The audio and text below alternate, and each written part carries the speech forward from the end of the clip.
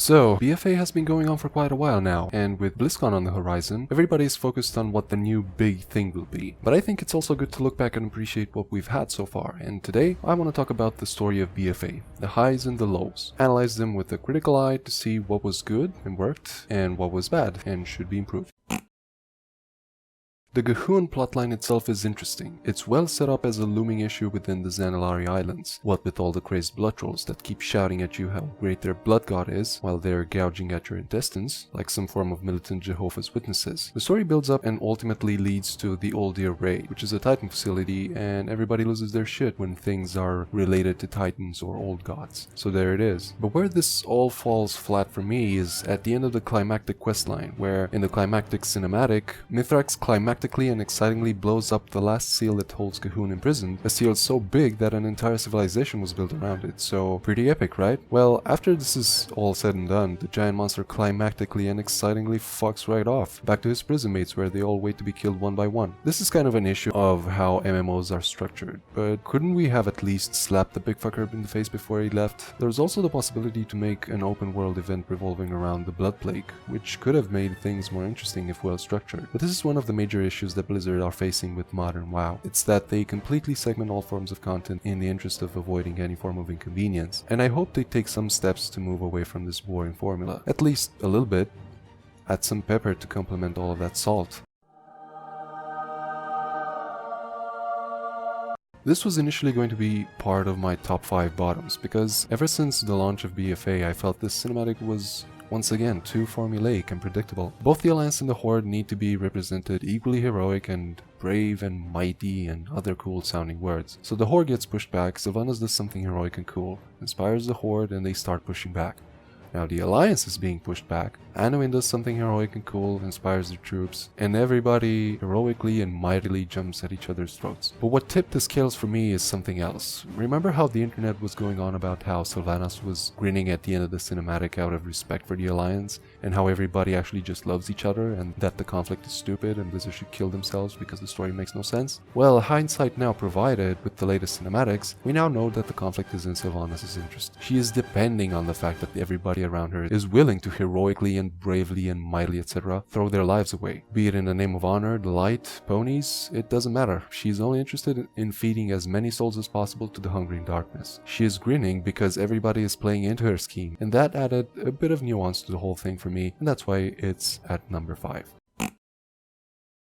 I don't mind it that Blizzard are finally adding a pair to the Night Elves. They've been missing them essentially since the Warcraft 3 games. Also, everybody always knew who had the bigger balls in this relationship, so Tyrande being at the helm of a Night Elf resurgence is alright in my books. One of the problems here is that this is eerily similar to Jaina being switched to unreasonable mode after Theramore being nuked by Garrosh, and we seriously don't need any more points to be made about how Sylvanas is just Garrosh 2.0. And the second issue I have with this is that in classic Blizzard style, there's a lot of telling going on and no showing. Maiev goes on about how dangerous the ritual of becoming Night Warrior is, how everybody who attempted it died, and even the ones attending are at the risk. And then Tyrande just does the ritual and everyone is a-okay. I get that most of the race had just been slaughtered, but there's no sense of weight to this new power, and it makes you wonder why they didn't do this against, say, the Legion, like the several times in a row they invaded, or the Undead, or any other major world-ending threat we've had to face so far. This would have actually been a great moment for Maiev to shine, since her role in WoW has been questionable at best after the Illidan plot's been done. I mean, what do the Wardens even word anymore?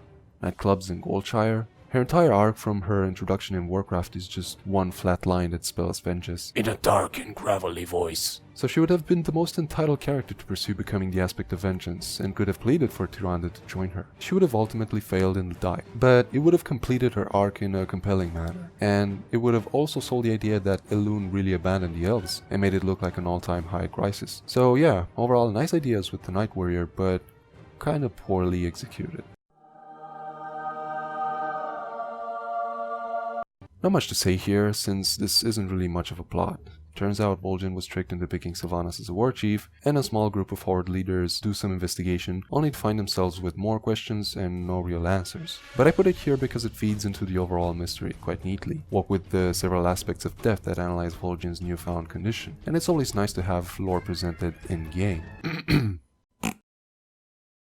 Yet another character with no arc, serving as simply the evil person you don't need to care about, that can also be blamed for everything that's wrong with the cult Tyrann kingdom. Her highlights being telling Catherine it's a good idea to kill her daughter, being turned into a monster, and taking makeup lessons from Cruella de Vil. Forgettable character with the forgettable boss fight. While I absolutely don't agree with this though, they most likely kept her relevance as little as possible to make way for a much stronger and more relevant arc, which is... Cliché as this arc may be, Jaina has had more than enough time and character development to make this story land well. Those who've followed her through the campaign in Warcraft 3 know that she's literally had it the worst. She's had to watch her lover, Arthas, descend into madness, becoming the incarnation of evil and death, who then slaughtered everyone she ever knew and respected. She saved the world from the Legion invasion alongside the Horde and the Night Elves, and went on to create new kingdoms which led to new alliances and hopes of peace. But then her father's fleet encountered a new horde and started a new war which ultimately escalated to Jaina fighting against and killing her own father in the pursuit of peace between the remaining factions. She went on to fight Arthas after his slumber in Northrend, only to kill him and find out that there was still good in him, but he just couldn't be saved from the corruption. Which I'm pretty sure is precisely the type of romantic conquest every girl dreams of.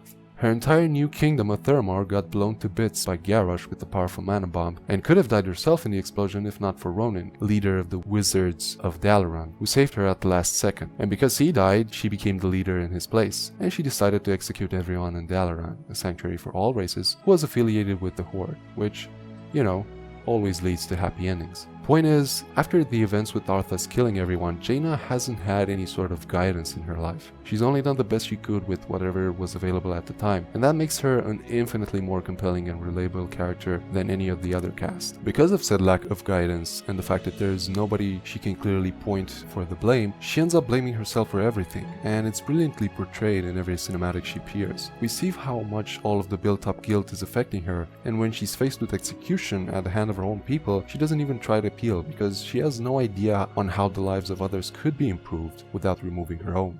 It's quite an emotional journey, and if you dig deep into it, it hits home pretty hard. Of course, this all gets resolved in magical bullshit land, where her mom, Catherine, is shown everything from Jaina's memories, because she was sent there to be executed, because at the time she got captured, the kingdom was wholly unprepared to execute one person on the spot for committing some of the highest forms of treason. But hey, sometimes, if not for magical bullshit land, all of our beloved characters would be in the grave. So let's celebrate the story for what it is, a great redemption story.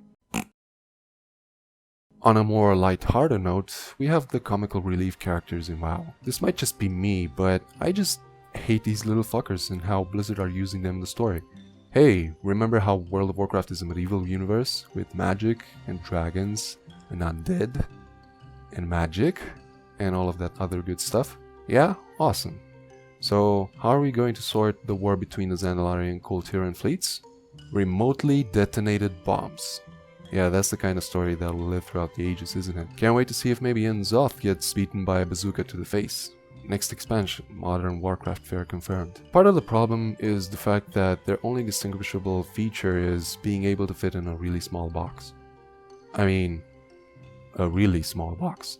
And all they can essentially do is work very hard to compensate. And that in itself might be interesting to explore as an idea, but once again, the MMO structure doesn't allow it. A gnome warrior is just as efficient as a Tauren warrior, even more so in PvP if you're fighting against classes who try to kite you, which is all other classes. In Classic WoW, they at least stood out because they created the Deep Room Tram and the Zeppelins, tools that impact the entire world. And Mechagon had the potential to introduce interesting elements like that, but Mechagon is, well, it's kind of just a junkyard, full of standard dailies, and that's not particularly fun or interesting.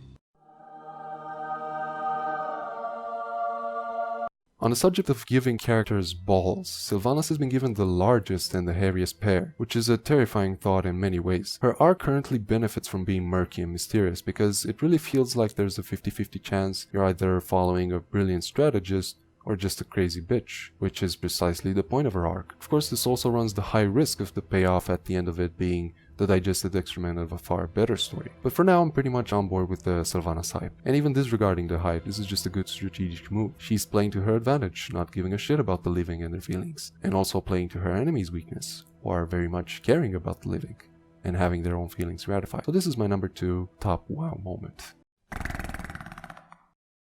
Yes, I am one of those people. Mind you, this is not meant as an attack on Christy Golden or on people who are still trying to be literate in this day and age. No, what I'm pissed off about is leaving important details of the story out of the story. Seriously, how do people even defend this? I'm not stupid to demand that every single letter of the books be represented in the game, but at the very least mention some of the most relevant shit on a pamphlet somewhere. Games as an art form definitely have the edge over both books and television because on top of writing, visuals and sound, it is also interactive with the player. It's simply more layered, but it's never going to get anywhere if it keeps getting crippled by its outdated and smelly old uncles.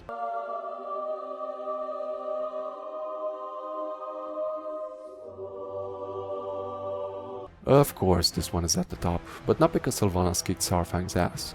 I mean, that too, but I like this moment the most because it reminds me of Game of Thrones Battle of the Bastards, where Jon was trying to take back Winterfell, but was greatly outnumbered, so he challenged Ramsay to a one-on-one in the hopes of somehow gaining the upper hand. Only here, the one-on-one actually happened. It's another great example of a character making the most out of an impossible situation. Saurfang knew he would lose, Thrall knew he would lose, Anduin knew he would lose. Pretty much anyone with a little bit of common sense and their dog knew Saurfang would lose the battle. But his purpose wasn't winning it.